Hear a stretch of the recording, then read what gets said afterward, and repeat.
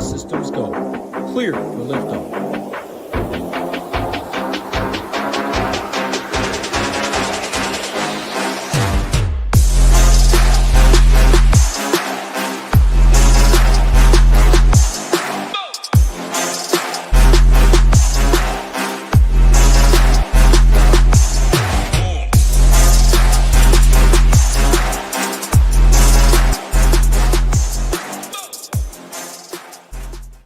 What is going on, Shipping Nation YouTube station? Back Monday, 10 games with my guy, my main man, Belman here. Excited to break down this 10-game slate on FanDuel and DraftKings. I know both of us are mainly DraftKings players, so we will be highlighting that majority like we do all the time on this show. I see we got to go collecting here, my lanes.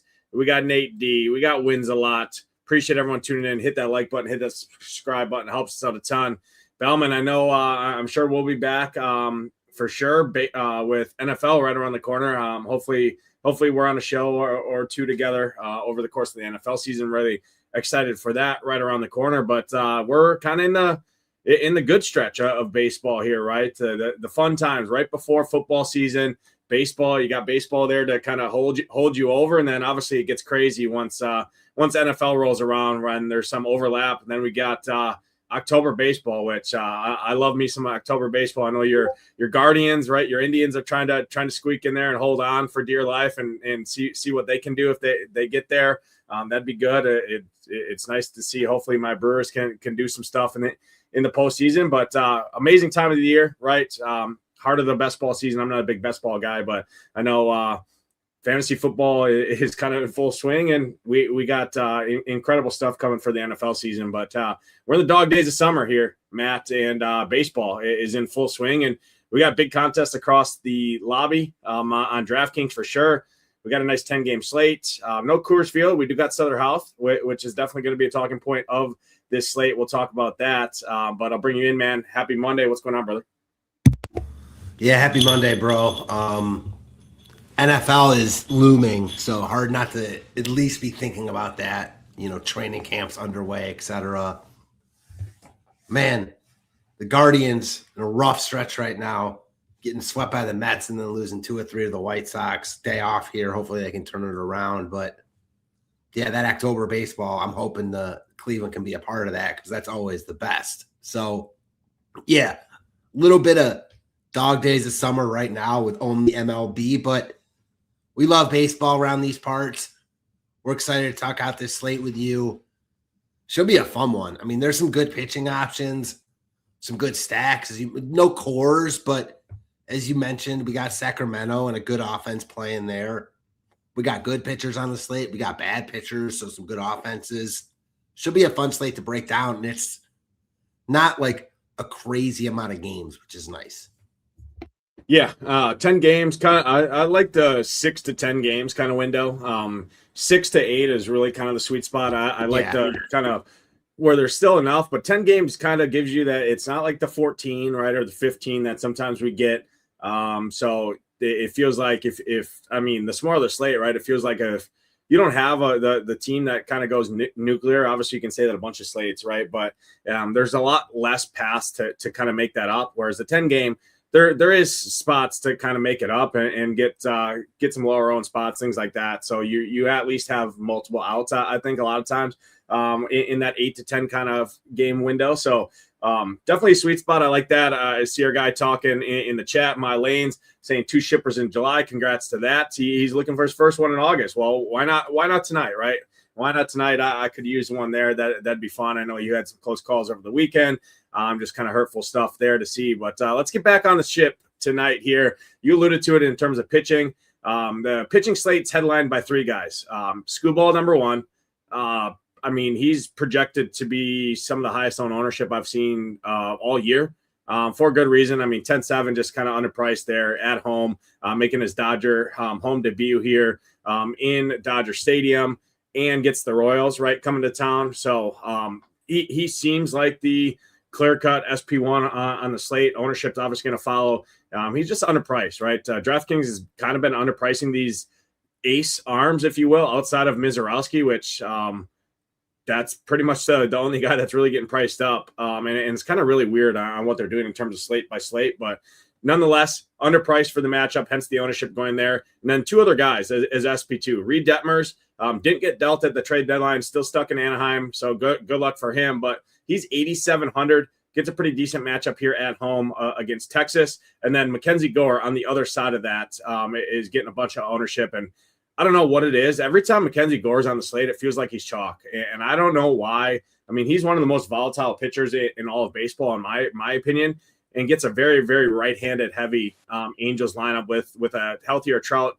So we'll talk about those guys. And then there's a lot of other guys on this slate too that just aren't going to get played, that have had good pedigrees, good seasons for sure, especially up at the top tier with guys like Sonny Gray and Logan Henderson. So I'll throw it over to you, 8K and above. Talk to me how you're approaching the Gore, Soroka, or not the Gore, Detmers, and Skubal trio. And then any of these other pivots like a Henderson, like a Sonny Gray, like a Michael Soroka that really aren't going to get played at all and have a ton of upside as well. I understand playing any of those latter guys you mentioned just for the ownership leverage you get. Henderson, Casey Mize, Sonny Gray. But I'm out on all them. Playing limited lineups. For me, it's about who do I want to play between the three guys you mentioned up top. Skubal, Gore, and Detmers. Skubal is obviously the top option. Ownership's going to be there. He's the most expensive. I mean, there's nothing about Skubal himself that I think is a bad play. I think you're right in that he's too cheap. I also think Gore and Detmers are too cheap for their upside, though. And, yeah, scary spot for Gore. Like, these teams matched up not that long ago. Gore got hit around. But if he has his best stuff here against this Angels lineup, I mean, they'll strike out against anyone. He strikes out righties. So I understand Gore knowing that his floor is the lowest of the three. And then I like Detmers too. I mean, this Texas lineup is feisty, but I like lefties against them. He's really good. His underlying stuff is good. Gore's underlying stuff is good too. I'm buying both those guys. It's too cheap. So I like all three of Skubal, Gore, and Detmers. I think playing any combo of the three makes sense. And if you want the best ownership combo, it's playing Gore and Detmers together, which I don't hate. You know, like I said, as far as the other guys go, I just think Gore, Detmers, and Skubal themselves are all really good plays, and I'd rather get different at my bats. Yeah, no, definitely a good way to approach a slate. It's very hard to get away Skubal at this price. I mean, his projection's off the chart.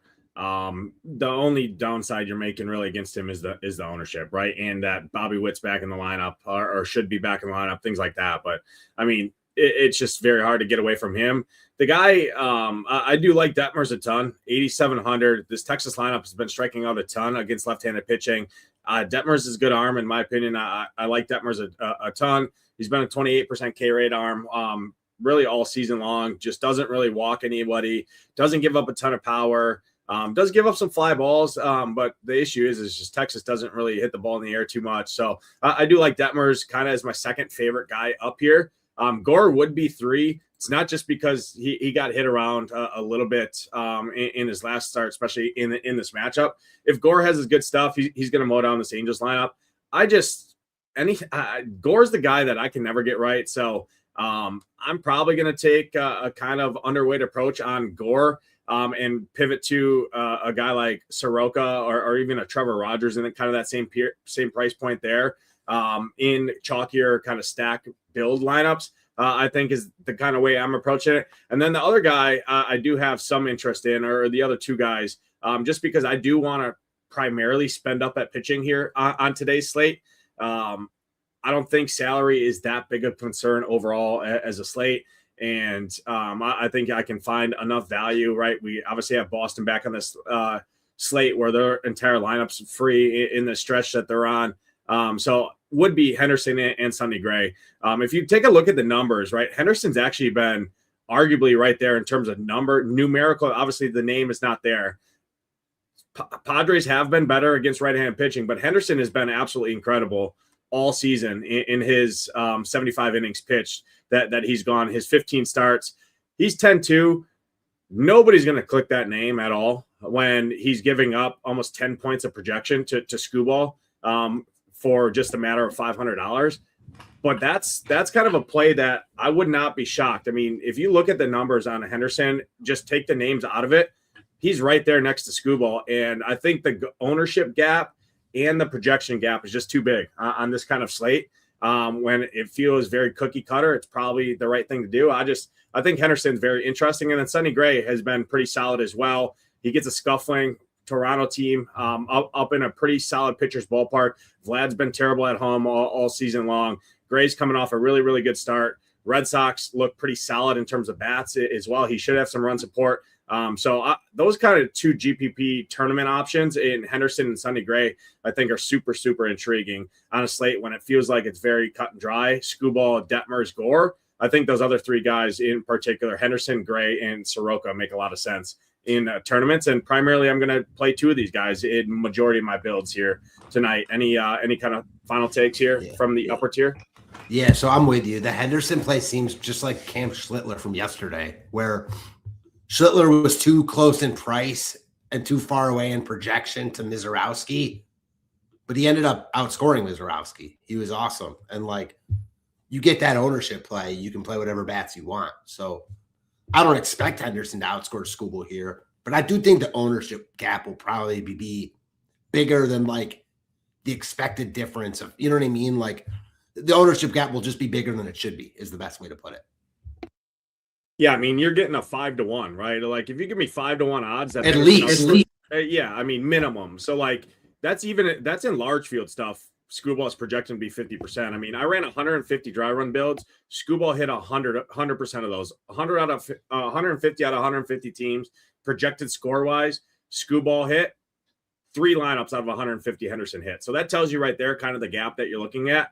And if you told me I just think it's much closer than that on any given slate than what is showcasing. So my tournament mind automatically says I think he's a pretty interesting play, and Sonny Gray kind of fits that same caliber, right? So those are two guys that I really have a decent amount of interest in. And then Soroka is kind of the Gore pivot because I don't know. I can't get a good read on Gore. I see a viable path to success and a viable path to upside here for Mackenzie Gore. In Anaheim, pretty decent hitting conditions. I know he strikes out righties, but I mean, you still got Trout, Neto, things like that in there. I can see the path to success, but I can also see a clear downside. And I like Detmers more on the other side. And I think Soroka's a interesting arm on the other side, or for a little cheaper there, is kind of how I see it. Let's go down below AK. I think there is a couple guys down here that you could play if you need the salary. I think Hayden Wesneski is kind of interesting to me. Gets a big park upgrade going out to San Fran. The current lineup of San Fran after they dealt a bunch of guys at the deadline is a pretty favorable matchup. I think the Houston offense is pretty decent as well. So I like him to have some run support there. 7,100. I think he's pretty solid. I don't mind him. And then punting all the way down to guys like Dean Kramer. I think if you need a $6,200 price pitcher, I think Dean Kramer makes some sense against his former foes, right, of the Orioles there. Outside of that, I mean, it's pretty gross. That's why majority of my teams are going to be two of those spend up arms above 8K. But any value guys you see down here, Wesneski, Dean Kramer, Jameson Taillon, if you so please, right at 5,800 against the red hot Red Sox. Talk to me here. Any value guys that you have interest in? I'm personally sticking with the 3 guys up top, but if I were playing more lineups, the 2 guys I'd at least have interest in down here, man, 2 guys that obviously come with big question marks for different reasons. One, Noah Cameron, who's pitching really well right now, facing a Dodgers team that obviously never like to use pitchers against, but man, Cameron 6,900 in great form. We much prefer lefties against the Dodgers. I don't hate it.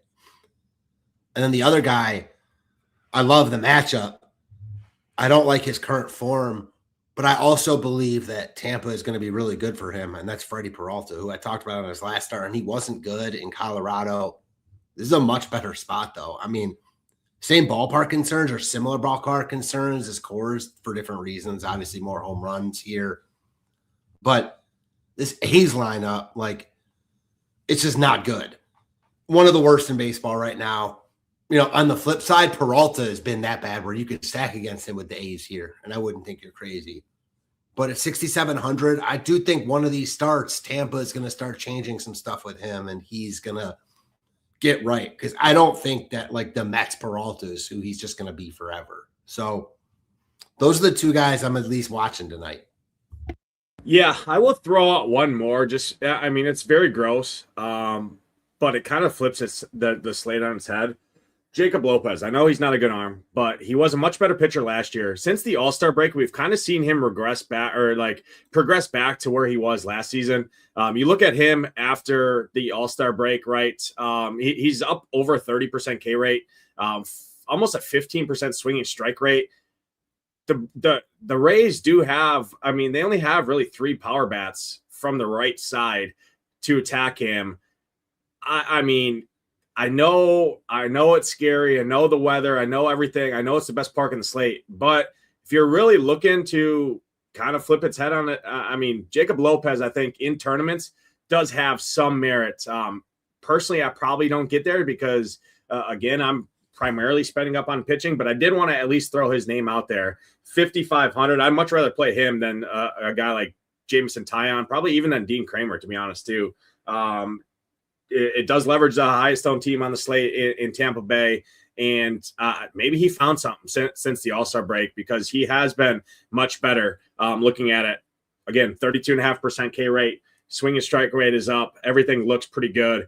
17 strikeouts in his last 2 games. And, yeah, I know it's the Rays, but we've seen the Rays kind of fall on their face a decent amount of times. And I just think it's kind of interesting and it flips the build overall. Right. So didn't want to mention him. He's not going to be a core piece by any means like that, but in tournaments, especially MME, I would not be shocked to see a Jacob Lopez team kind of get there. So that's the only other guy, but primarily it is a spend up slate for me overall from pitching. Sounds like it's much of the same for you. Henderson, Gray are kind of the main 2 tournament guys that I think are pretty interesting and aren't getting the love I think they deserve on this kind of slate.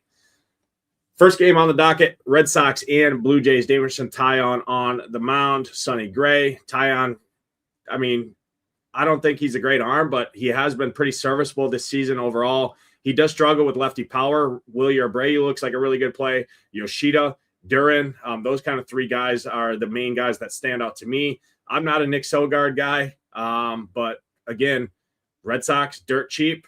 We want spend up pitching. They've been red hot. Outside of Abreu Contreras, the rest of the lineup's pretty much free. Talk to me. Any interest in this one here for you, Red Sox and the Blue Jays? I think you could stack against Taillon here. Like, he's a guy, as you mentioned, gives up lefty power. He's not a gas can, and he's never a guy that I'm surprised if he has a good start.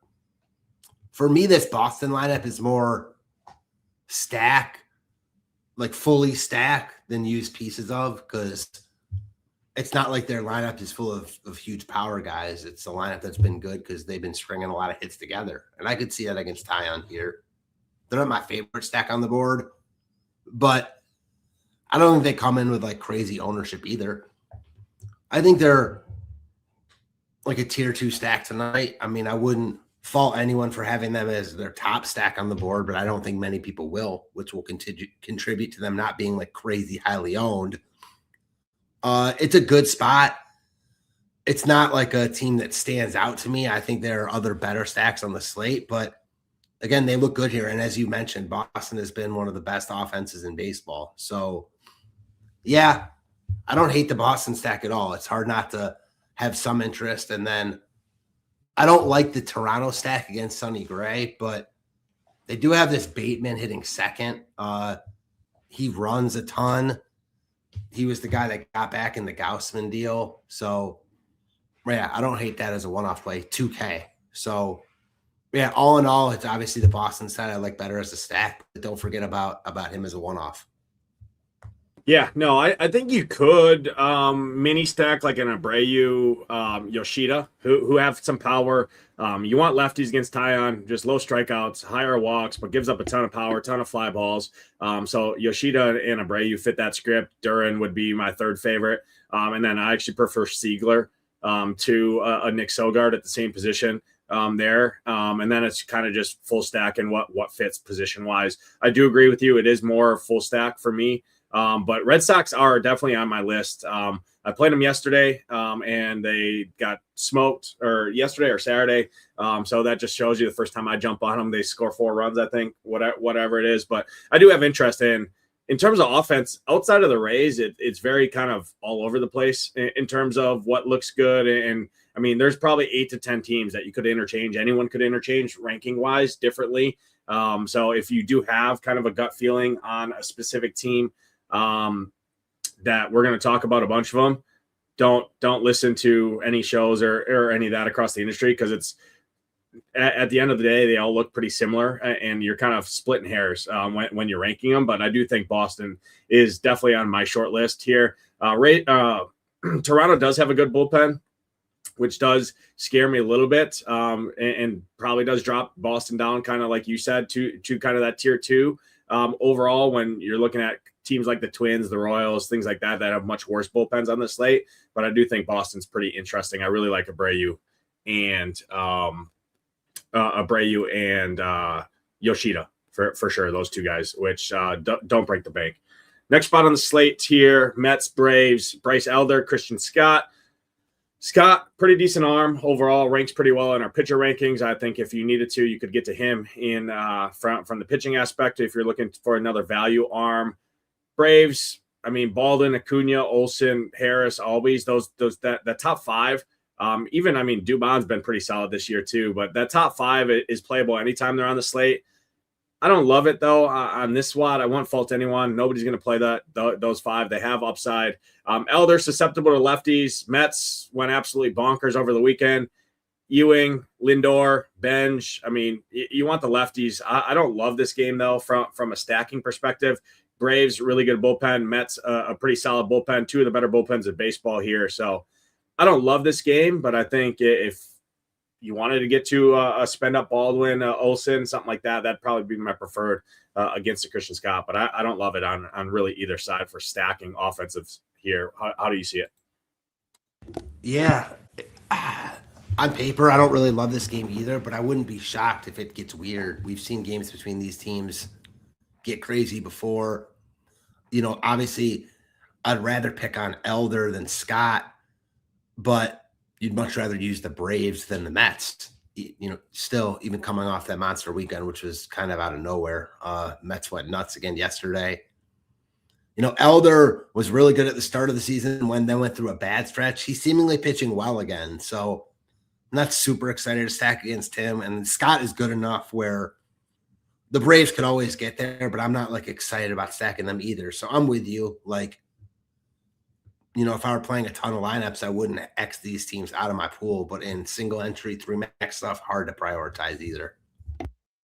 Yeah, exactly. I do want to circle back to the last game. Okamoto did just get scratched for the Blue Jays. Does help Sonny Gray a little bit. Takes their best power bat out of play for the Blue Jays. It does take his strikeouts along with him as well, but does take one of the main power threats and their best power threat against right-handed pitching on the year out of that lineup. So a little added benefit, in my opinion, to a Sonny Gray if anyone was for some reason playing the Blue Jays, and make sure you do not have Okamoto in there.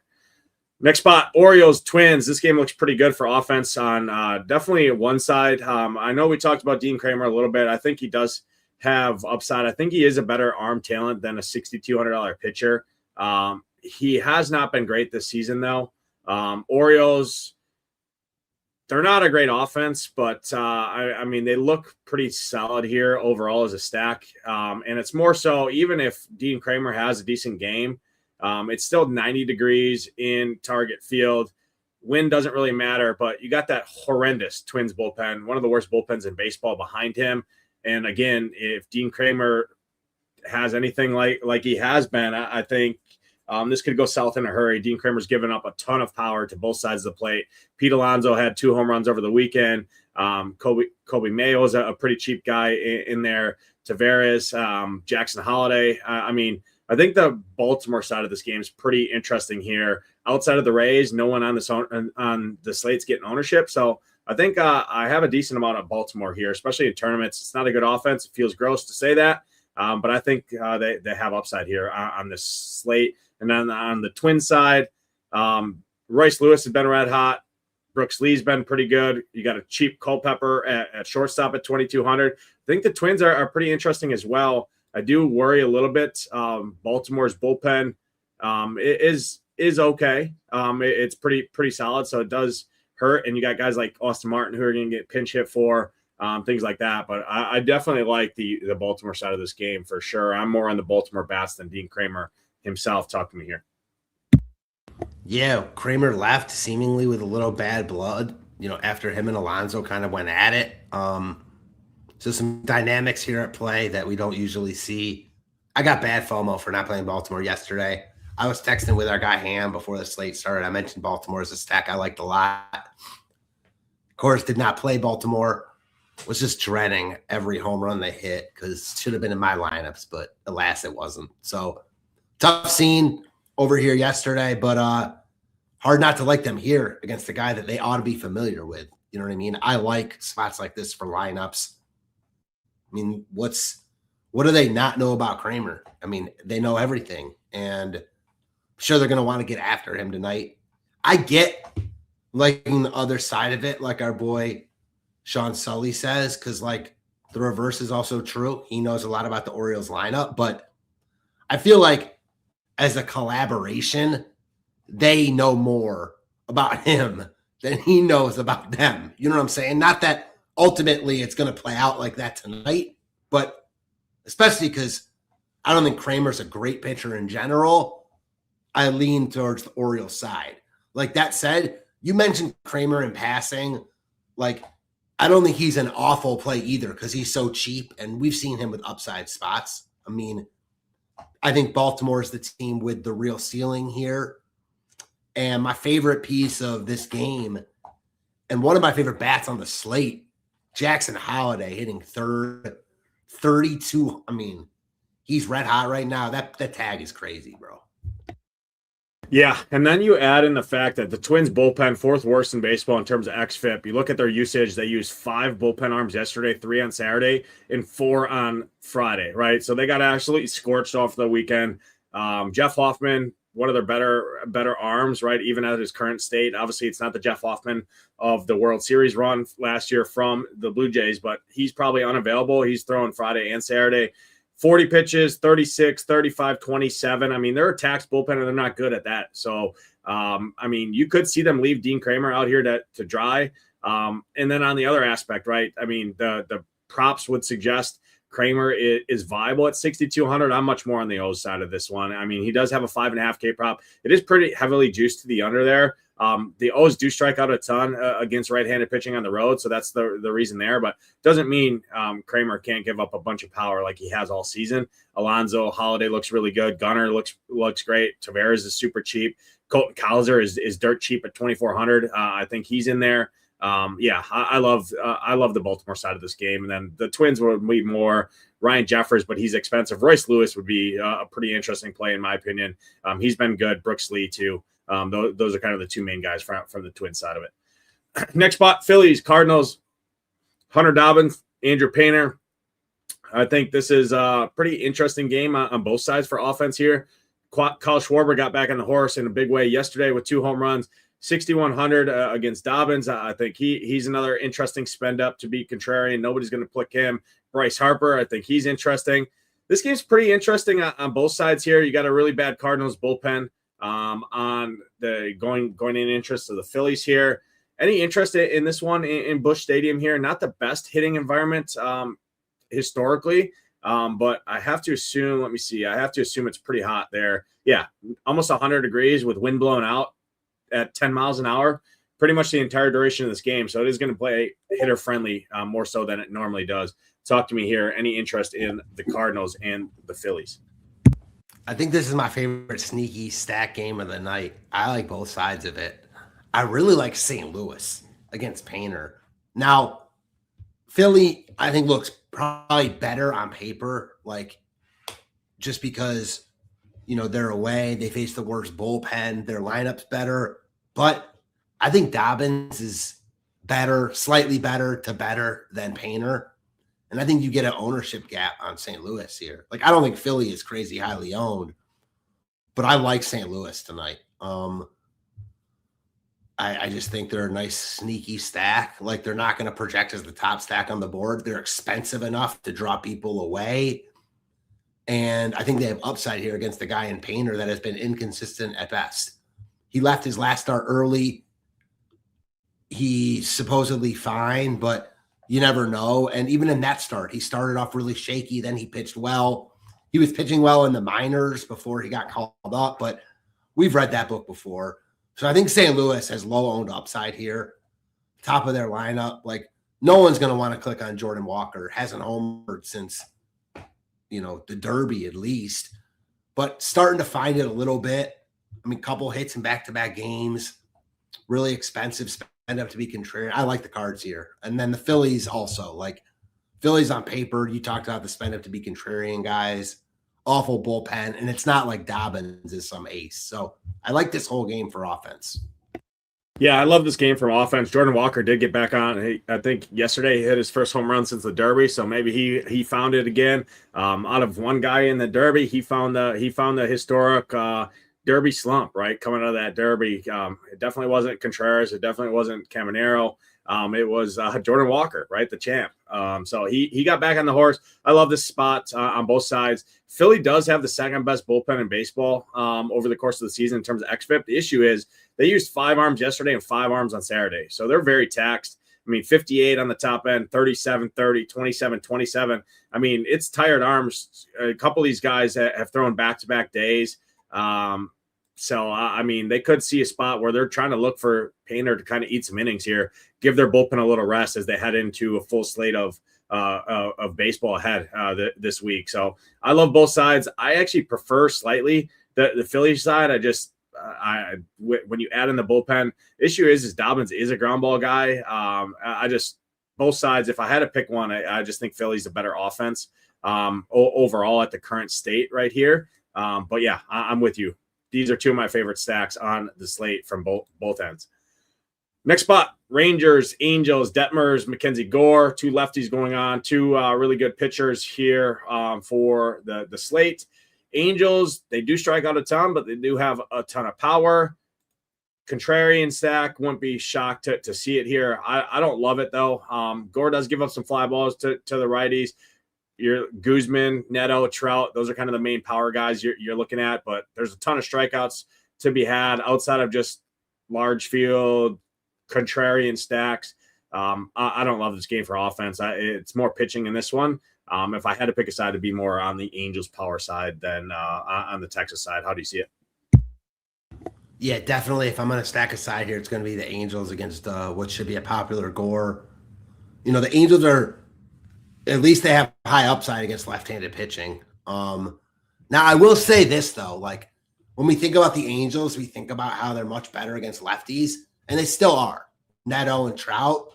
But they traded Adele. They cut Soler. So, like, those are 2 guys right there where you're like, I don't want to play them against righties ever, really. Adele was good last year, but that aside, and then 2 guys you really want to play against lefties. So, like, you take those 2 guys out, it's a better matchup for Gore. So I'm not in on the offense here. The leverage play would be why you'd want to play the offenses here. But for me, I'm just not going to get there.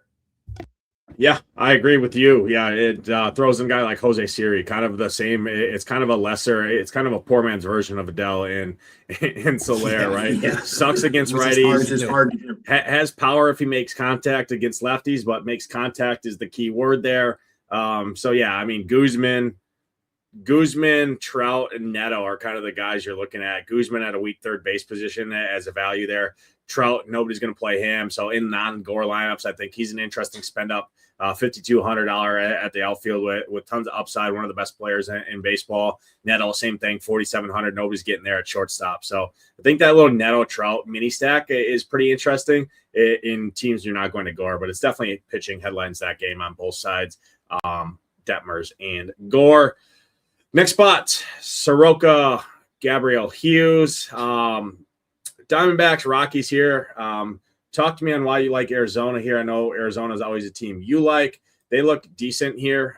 It's just more so a bet on the Rockies pitching staff. Hughes isn't great by any means, in my opinion. He's not going to go super long. You got that pretty bad Rockies bullpen as well behind him. Arizona has been putting better at bats together. They actually been pretty decent against right-handed pitching, especially over the last month. No strikeouts. The balls are going to be in play. I think they're kind of interesting here. And then the Rockies have mashed all weekend long. Jake McCarthy dropping a 50 bomb on the slate. I know that's a soft spot for you, but any interest here in this one? Soroka and Hughes on the mound in the offenses? I'm going to shock you. I don't like Arizona here, but I like Colorado, especially with ownership going to come on the Arizona side. I don't think Hughes is some amazing pitcher, and the Colorado bullpen is bad, so you can always stack against them. But I do think right now Hughes might be the best arm Colorado's got. You take him out of Colorado, his underlying stuff is good. He's got a 4.25 ERA, like a 2.4 expected, striking out 23% of hitters. I much prefer Arizona. You never prefer, but I much prefer Arizona against lefties. I think Hughes is all right here. Like, I'm not going to use Hughes, but I don't really want to stack Arizona.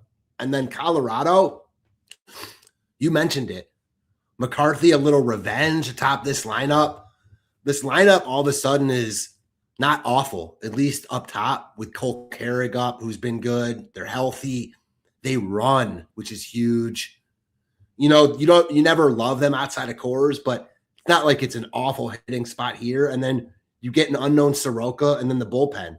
Soroka only made one rehab start, I think, and he was very hit or miss before that. I think you could really make the case for Soroka and for stacking against him. Colorado, I'm sure, is going to be very low owned. I kind of like them in tournaments. Yeah, that top is actually pretty solid with McCarthy. Carrick's been really good. Goodman's a stud always. Moniak. Willie Castro's been red hot.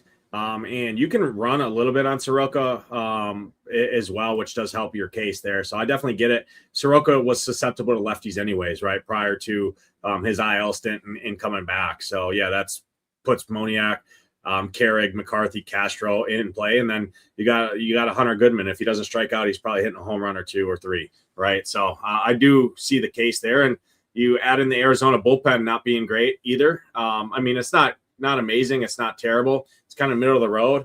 Does help your case there. But yeah, I think they fit the script of kind of the Bostons of the world. Some of these other teams that are kind of middle of the road. I definitely have like the Philly, the Cardinals, the Orioles ahead of them, but they're kind of in that secondary team, both sides of this game. I do see what you say about Hughes. He is definitely a really good strikeout arm, especially to the right side. A little susceptible to lefty, so like a Perdomo, Corbin Carroll. I'm not going to five stack the Arizona, but two guys I think are in play would be Perdomo and Corbin Carroll on that side, and then a Lars Nootbaar as well, who's pretty cheap. I think he makes some sense as well. Rays, Athletics, best game environment on the slate, highest on offense by a wide margin, not even going to be close. It's going to be Tariq Skubal and Tampa Bay Rays. Pretty much majority of the teams you're going to see, especially in the smaller field, single entry stuff.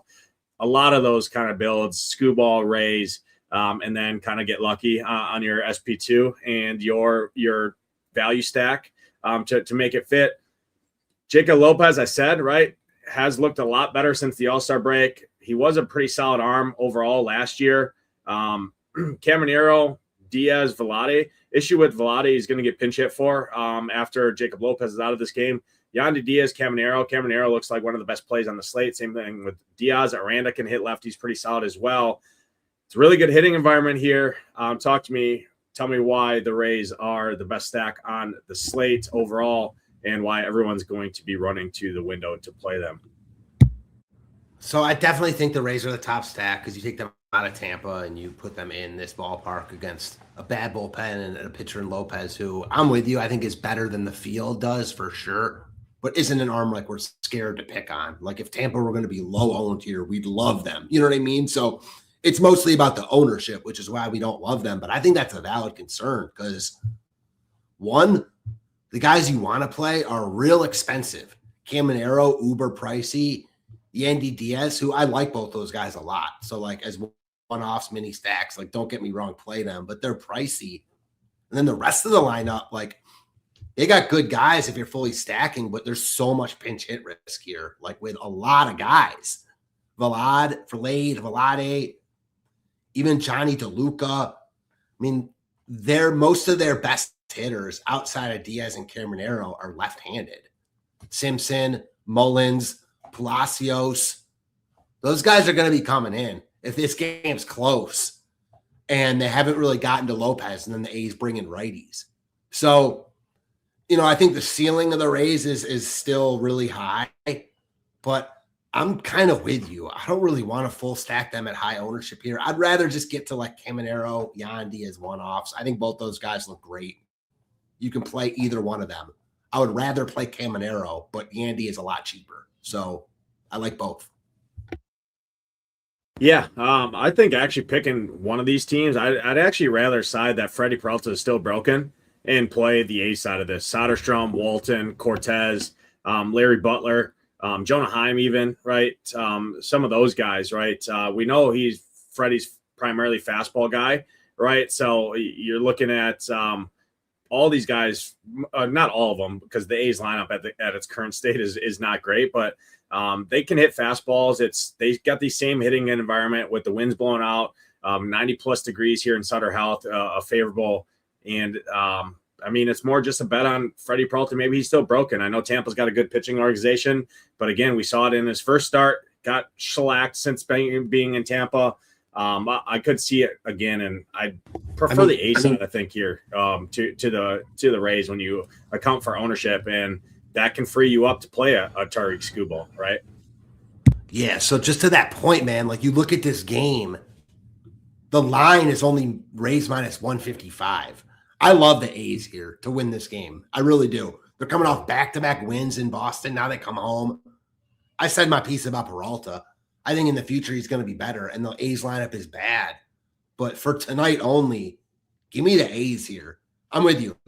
As a full stack, I like them more than Tampa, and I think they win this game. So I'm going to be betting them at plus 150. Yeah, I probably won't have any full stacks at Tampa just because, the guys, DeLuca's getting pinch hit for. There's just a ton of, outside of Yandy and Caminero and Aranda, which lefty. The rest of this team is all pinch hit risk. Taylor Walls, I know he's a switch hitter, but he sucks. Fortaz, he sucks.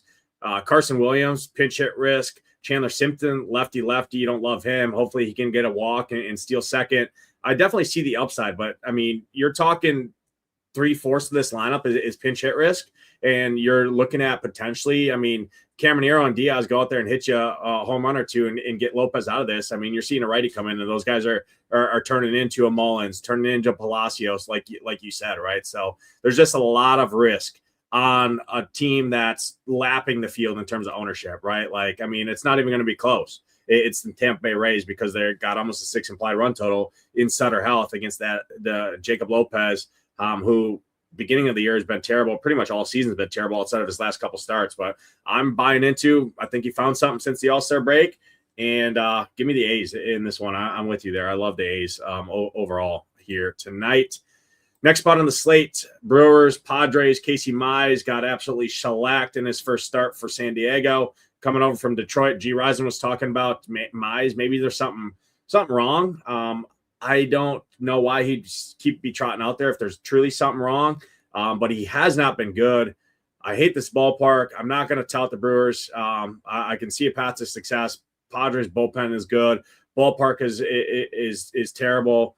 I think this game is kind of like a 4-2 type game. Hopefully the Brewers pull it out for my fandom.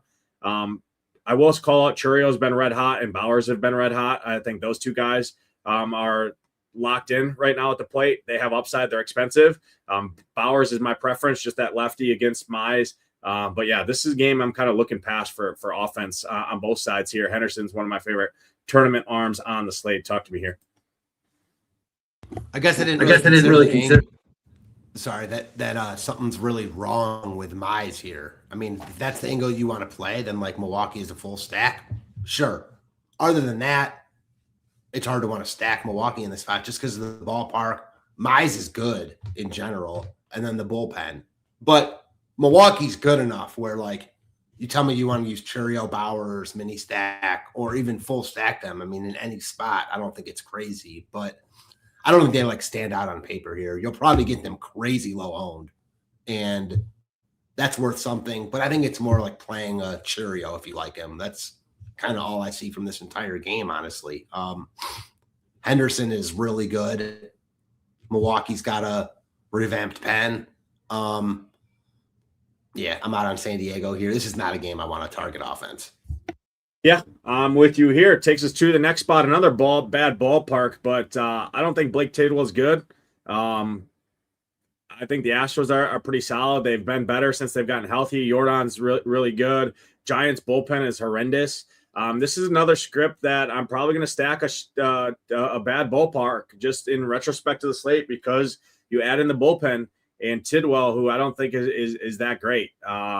So Astros kind of stand out to me here overall. If I'm picking off individual bats, it'd be Jordan. But you look at this team against right-handed pitching on the year, 260 ISO, 23% K rate, a WOBA of 378. They've been really, I was looking at fastball data, but even just overall every pitch, right? 200 ISO, low strikeout rate, balls are going to be in play. You got a really bad bullpen. Jordan looks elite right here. Tidwell is atrocious to the left side. Does have some strikeouts to the right side, but I don't expect him to go super long either. Talk to me here. Any interest in the Houston side of this game, and then any Giants as well for you against Wisniewski? I know it's always funny. It seems like you want to pick on Houston with righties, but they've actually been really good against right-handers this year, and obviously a big part of that is Jordan. But last I checked, he's going to be in their lineup tonight, so he's a big part of that. I think Jordan himself looks like one of the best overall bats on the slate. He's so expensive, but if you can afford it, like he's going yard tonight. He just is. It's a matter of how many times and what else he does.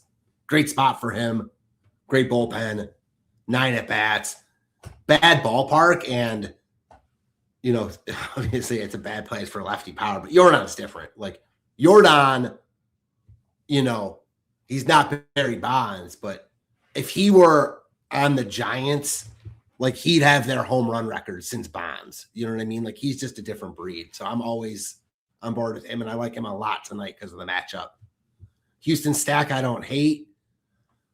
And then you mentioned it kind of in passing, Wisniewski. I don't know exactly what he is right now, but, you know, he was pitching pretty well in the minors. Pretty sure that was in the PCL. And now you get him in San Francisco against a bad Giants lineup. So it'd be more about me wanting to play him than the Giants themselves. It's all Houston for me here.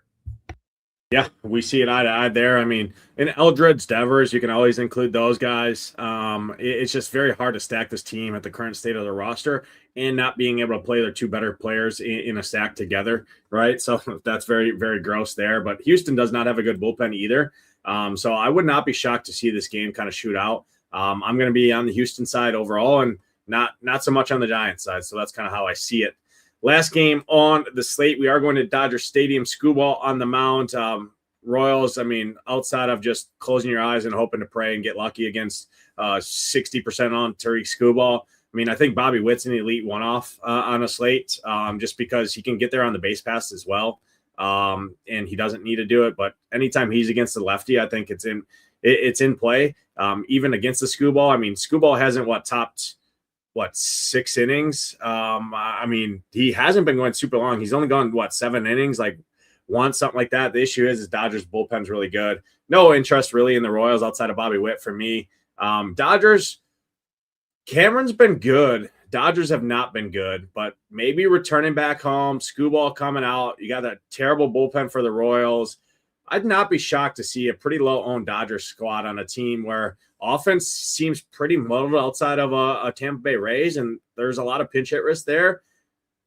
I have to have some interest in the Dodgers here against Noah Cameron, a lefty. Hernandez, Mookie Betts, Edman, Pages, I think. Talk to me here. Any interest to round out the slate with a low-owned Dodger squad on a slate where offense seems pretty bleak outside of Tampa?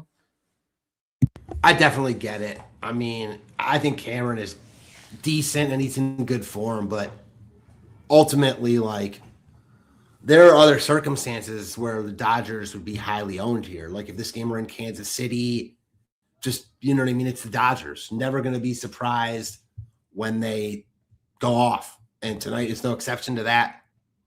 I'm personally not going to be prioritizing them, but, you know, if I wake up tomorrow and they've hit 5 home runs, certainly not going to be surprised. And you could win a lot of money with them tonight because I'm with you. Like, they're going to be low owned. They're expensive. The guys you want to play are mostly in lefty and on lefty spots.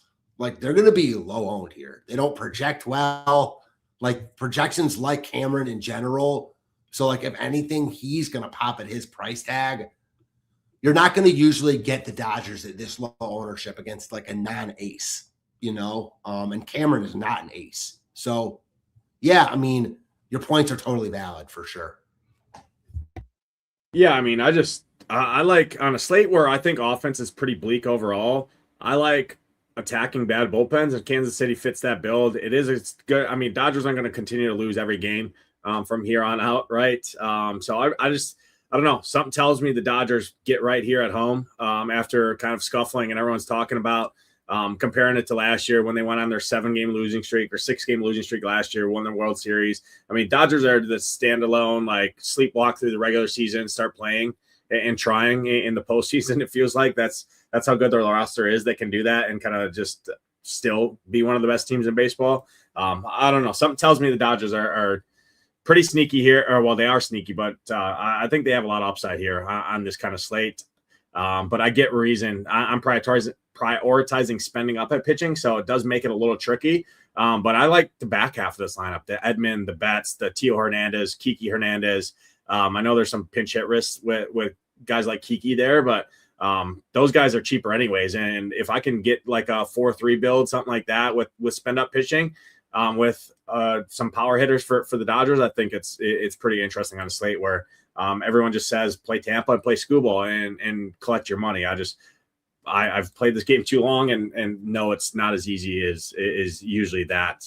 Doesn't really typically shake out to be like that. So end of the show, Matt, here, your top 3 arms, your top 3 stacks, and a home run call if you have one.